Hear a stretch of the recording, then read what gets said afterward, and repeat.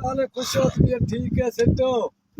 मैं चंगे अवसर को संगत को अपील करना पिया इंशाअल्लाह अस होनी में सरेंडर थियू कानून दे पासे आ गयो इंशाअल्लाह। मैं तलाशी फिटा कीते और इंशाअल्लाह ते देख बच्चे सारे मेरे महरूम पे गए क्या कने स्कूल कने किवे कुछ हुकूमत वाले दा कसूर हा कुछ भी समय सारा कसूर हा।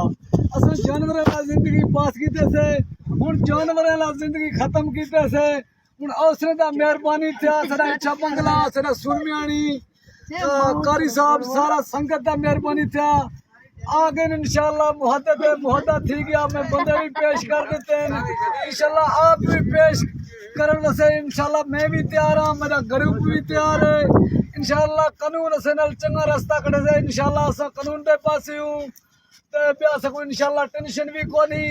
बाकी मसला है असर को मैं अपील कर जाता हूं मेरा जगह कच्चा सारा इलाका है इंशाअल्लाह। मैं जिम्मा चाहता पिया अपना कच्चे विच अमन ने सा अल्लाह दे हुक्म नाल इंशाअल्लाह जो असको सहारा अवसर दिते इंशाअल्लाह सहारे दे वजह कने अस सारे सिलेंडर वास्ते भी तैयार हूं हथियार फिटा करन भी तैयार हूं सारा संगत भी खुश थिया मेरा ग्रुप भी खुश थिया संगत भी खुश थिया इंशाअल्लाह।